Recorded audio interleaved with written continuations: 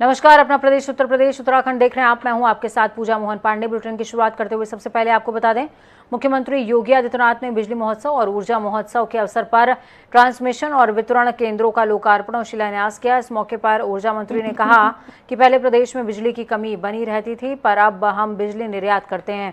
CM योगी ने कहा कि उज्जवल भारत के उज्जवल भविष्य को ध्यान में रखते हुए बिजली महोत्सव और ऊर्जा महोत्सव मनाया जा रहा है।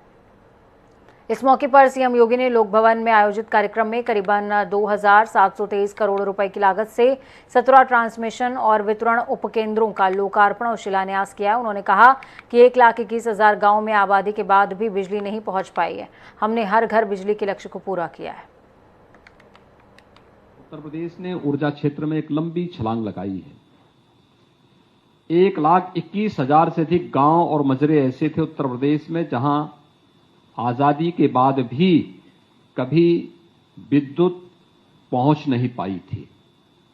उन गांवों तक, उन मजरों तक विद्युतीकरण के कार्य को पूरा करना और विद्युतीकरण के कार्य के उपरांत सौभाग्य योजना लागू होने के पहले और सौभाग्य योजना लागू होने के उपरांत 1,43,00,000 परिवारों को निःशुल्क विद्युत कनेक्शन उपलब्ध करवाने का कार्य भी इस दौरान प्रदेश ने सफलतापूर्वक पूरा करते हुए प्रदेश के हर घर बिजली के लक्ष्य को प्राप्त करने की दिशा में एक बड़ा कदम आगे बढ़ाया है। विद्युत वितरण के भेदभाव को दूर किया। पहले 4 जनपदों में बिजली मिलती थी, शेष 71 जनपद अंधेरों में डूबे रहते थे। लेकिन विगत 5 वर्ष के अंदर आज प्रदेश के अंदर कोई वीआईपी जनपद नहीं, बल्कि प्रदेश का हर जनपद और हर गांव वीआईपी जनपद होगा। और इस लक्ष्य को प्राप्त करने के समय आज जब ऊर्जा महोत्सव के कार्यक्रम के साथ हम सब जुड़े हुए हैं, तो यह सुनिश्चित यह करता है कि वास्तव में लोकतंत्र की सबसे बड़ी मजबूत आधार यही होती है। जनपद मुख्यालयों में 23 से 24 घंटे की विद्युत की आपूर्ति, तहसील मुख्यालयों में 20 से 22 घंटे की विद्युत की आपूर्ति और ग्रामीण क्षेत्र में 16 से 18 घंटे की विद्युत की आपूर्ति के लक्ष्य को भी प्रदेश ने जब उसे प्राप्त किया है, तो स्वाभाविक रूप से बहुत सारे लोगों के लिए कौतूहल और आश्चर्य का विषय था। क्या ये उत्तर प्रदेश जैसे राज्य में संभव हो सकता है? लेकिन उसे संभव भी बनाया है। राजधानी लखनऊ में आधे घंटे की बरसात ने अधिकारियों के दावों की पोल खोलकर रख दी है। ऐसा हम इसलिए कह रहे हैं क्योंकि आधे घंटे की बारिश में ही मुख्यमंत्री आवास के सामने जलभराव हो गया। सिविल अस्पताल से मुख्यमंत्री आवास की ओर जाने वाले रास्ते पर जलभराव होने से लोग कई घंटों तक परेशान रहे, जूझते रहे। तब अधिकारियों ने मशीन के जरिए सड़क से गंदा पानी बाहर निकाला। आपको बता दें कि मुख्यमंत्री आवास के सामने की सीवर लाइन ठीक नहीं हो पा रही है और जल भराव के चलते लंबा जाम भी लगा रहता है और ये समस्या कोई नई नहीं है।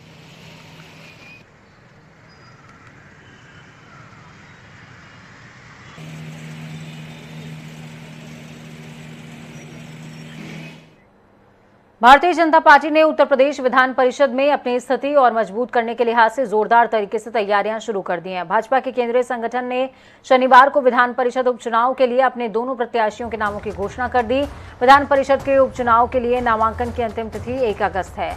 इन दोनों सीटों पर 11 अगस्त को मतदान होना है। भारतीय जनता पार्टी ने धर्मेंद्र सिंह सेंथवार और निर्मला पासवान को अपना प्रत्याशी चुना है। भाजपा ने गोरखपुर क्षेत्र के क्षेत्रीय अध्यक्ष धर्मेंद्र सिंह सेंथवार को विधान परिषद उपचुनाव में उम्मीदवार बनाया है। इसके अलावा निर्मला पासवान, जो कि प्रयागराज के सुराव से आती हैं, उनका नाम भी घोषित हुआ है। संख्या बल के हिसाब से दोनों की जीत पक्की है। अगर समाजवादी पार्टी अपने प्रत्याशी नहीं उतारती तो दोनों का निर्विरोध चुना जाना तय है।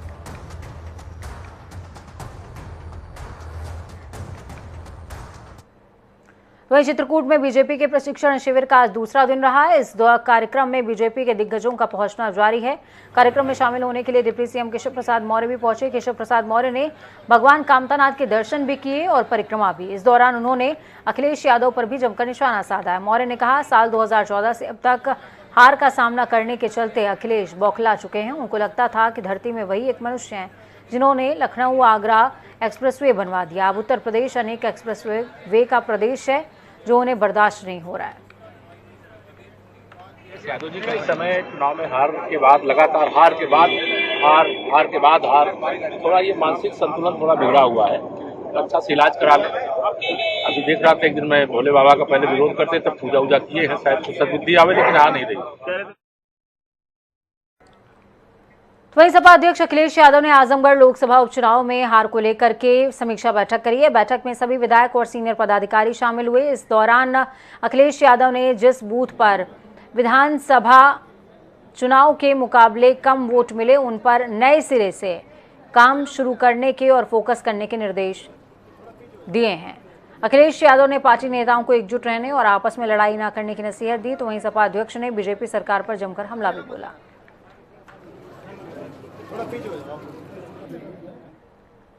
तो वहीं दूसरी तरफ खबर है गाजीपुर से। गाजीपुर के अंदर आपको बता दें कि बीएसपी सांसद अफजाल अंसारी का बयान सामने आया है। अफजाल अंसारी ने अपने और परिजनों पर हो रही पुलिसिया कार्रवाई पर कहा कि ये मेरे लिए एक पुरस्कार है। 40 से 45 साल जिस पथ पर चला उसी का ये पुरस्कार है। आज के दौर में उस पद पर चलने वालों को यही इनाम मिलता है। साथ ही अफजाल अंसारी गुजरात और यूपी मॉडल पर भी बोलते नजर आए। कहा कि किसी भी मॉडल का निर्धारण उसके नाम से नहीं होता, उसके काम से होता है। कोई भी मॉडल तभी सफल होता है जब पब्लिक को राहत मिले। देश में नौजवानों में रोजगार को लेकर निराशा है। ये पुरस्कार है मेरे लिए। जिस पथ पर मैं चलता हूं, पिछले 40-45 सालों से चल रहा हूं, उस पथ पर चलने वालों का इस दौर में यही पुरस्कार मिलेगा। वहीं अमेठी सांसद स्मृति ईरानी के अथक प्रयास से शनिवार को 26 दिन बाद सऊदी अरब से मृतक युवक का शव लौटा है। और ये पूरा मामला जगदीशपुर कोतवाली क्षेत्र के वारिसगंज कस्बे का। जब सऊदी अरब कमाने गए युवक को पाकिस्तानी युवक ने चाकू से गोदकर मौत के घाट उतार दिया था। सऊदी अरब से बेटे का शव मंगवाने के लिए मृतक युवक के पिता ने विदेश मंत्री, मुख्यमंत्री और सांसद तक से गुहार लगाई थी।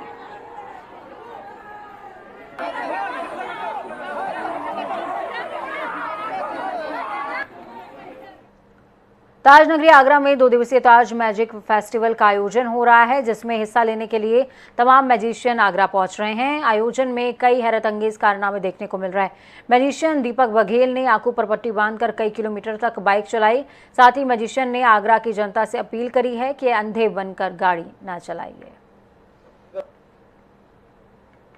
ताज मैजिक सोसाइटी द्वारा आगरा में प्रस्तावित ताज मैजिक फेस्टिवल का आयोजन आज सुबह 10:30 बजे मां सरस्वती और गणेश वंदना के साथ शुरू किया गया। उसके बाद यातायात नियमों को लेकर के एक अंधा सफ़र हरिपर्वत चौराहे से और मातृवैश्य भवन तक तय किया गया। उसमें बताया जाता है कि जैसे कि हम लोग तो जादूगर हैं, आंखों से पट्टी बांध के मोटरसाइकिल चला रहे हैं। पब्लिक को बताते हैं भैया आप अंधे ना हो, हमेशा हेलमेट लगा करके, ड्रिंक और ड्राइव ना करके, स्मार्टफोन पे बात ना करके ड्राइविंग करें, जिससे कि कोई दुर्घटना ना हो, क्योंकि सबसे ज़्यादा मौतें हमारे देश में दुर्घटना के कारण ही होती हैं। तो ये हमारा ब्लाइंड फुल के लिए संदेश था। तो मैजिशियन आपको ये संदेश दे रहे हैं। साथ में जनता टीवी भी आपसे कह रहा है कि आपकी सेफ्टी आपके अपनों के लिए बेहद ज़रूरी है, आपके लिए बहुत ज़रूरी है। तो हेलमेट पहनकर गाड़ी चलाइए और साथ में ट्रैफिक रूल्स का भी ध्यान रखिए। वक्त छोटे से ब्रेक का।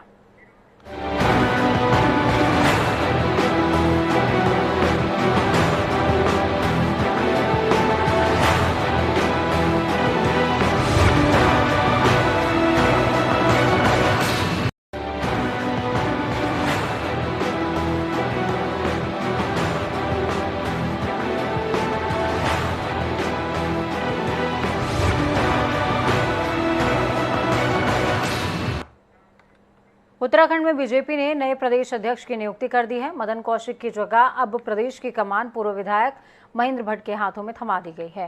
बीजेपी के राष्ट्रीय महासचिव अरुण सिंह ने महेंद्र भट्ट को उत्तराखंड बीजेपी का अध्यक्ष बनने का लेटर जारी किया। बीजेपी के राष्ट्रीय अध्यक्ष जेपी नड्डा के आदेश के बाद ये लेटर जारी हुआ है। आपको बता दें कि कल दिल्ली में जेपी नड्डा से मुलाकात हुई थी महेंद्र भट्ट की। इस दौरान उन्होंने हालांकि कहा था कि ये शिष्टाचार भेंट है और इसमें कोई भी सस्पेंस नहीं है, लेकिन उस सस्पेंस का खुलासा अगले ही दिन सुबह होता हुआ नजर आया। महेंद्र भट्ट को नियुक्ति मिली प्रदेश अध्यक्ष के पद पर। सबसे बड़ी बात यह है कि बीजेपी की जब हम कार्यशैली पर नजर डालते हैं तो भारतीय जनता पार्टी समीकरणों के संतुलन और क्षेत्रीय संतुलन में यकीन रखने वाली पार्टी है।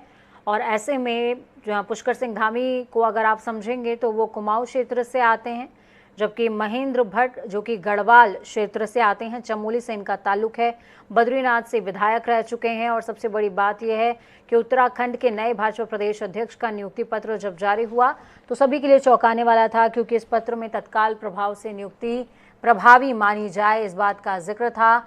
और इसी के साथ महेंद्र भट्ट मदन कौशिक के घर पहुंचे, उनसे शिष्टाचार भेंट करी और इसी दौरान उन्होंने आला कमान का शुक्रिया भी अदा किया है कि उन्होंने उन्हें जो जिम्मेदारी सौंपी है उसका वो पूरी निष्ठा के साथ अनुसरण करेंगे, पालन करेंगे और पार्टी को और मजबूत करने का काम करेंगे। मैं अपने राष्ट्र नेतृत्व का हृदय से आभारी हूँ कि मुझ जैसे एक छोटे कार्यकर्ता को और इस प्रदेश की इतनी महत्वपूर्ण जिम्मेदारी दी है। और मैं विश्वास दिलाता हूँ कि जो अपेक्षाएं संगठन की मुझसे, उन अपेक्षाओं में खड़ा उतर सकूं, उसके लिए रात दिन प्रयास करने की आवश्यकता है, कार्यकर्ताओं को उत्साह भरने की आवश्यकता है। और मैं कह सकता हूं, आने वाला जो चाहे हरिद्वार का पंचायत का चुनाव हो, चाहे लोकसभा चुनाव हो, भारतीय जनता पार्टी अपनी शिखर पर यहाँ पर रहेगी। कार्यकर्ताओं ने पार्टी के वरिष्ठ नेता और पूर्व विधायक रणजीत सिंह रावत के नेतृत्व में रानीखेत रोड पर केंद्रीय मंत्री स्मृति ईरानी के खिलाफ नारेबाजी और प्रदर्शन किया है।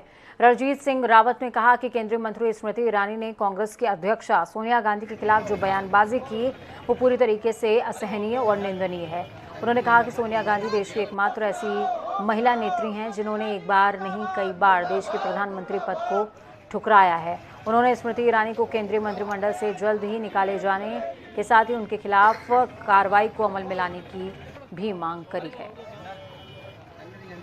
संसद में केंद्रीय मंत्री स्मृति ईरानी द्वारा भारतीय राष्ट्रीय कांग्रेस के राष्ट्रीय अध्यक्ष और हमारी नेता सोनिया गांधी के प्रति बयान दिया गया है, उसके विरोध में हम कांग्रेस जन आज पूरे देश में विरोध में हैं, सड़कों पर हैं और स्मृति ईरानी का पुतला फूंक रहे हैं और साथ ही सरकार से मांग कर रहे हैं कि उनको मंत्रिमंडल से बर्खास्त किया जाए। हरिद्वार पहुंचे नेता प्रतिपक्ष यशपाल आर्या का कांग्रेस कार्यकर्ताओं ने स्वागत किया। इस दौरान उन्होंने कार्यकर्ताओं से त्रिस्तरीय चुनाव को लेकर चर्चा करी, साथ ही उन्होंने प्रदेश सरकार पर जमकर हमला बोला। यशपाल आर्या ने कहा कि सरकार कोर्ट के आदेशों का उल्लंघन कर रही है।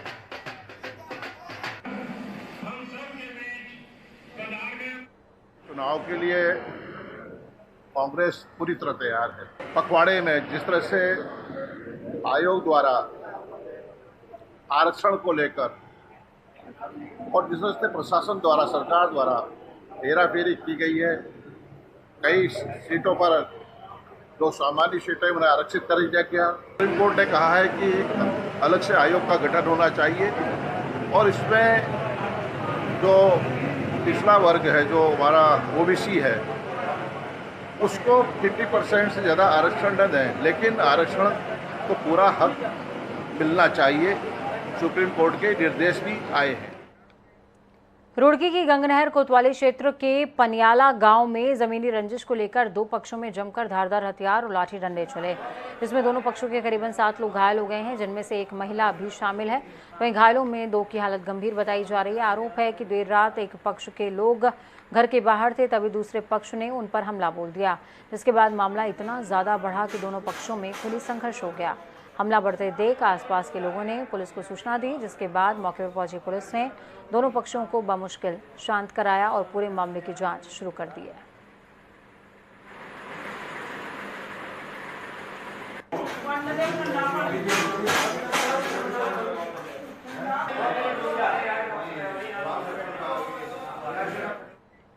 तो यूपी में कोरोना के बाद मंकी पॉक्स लोगों को डराने लगा है।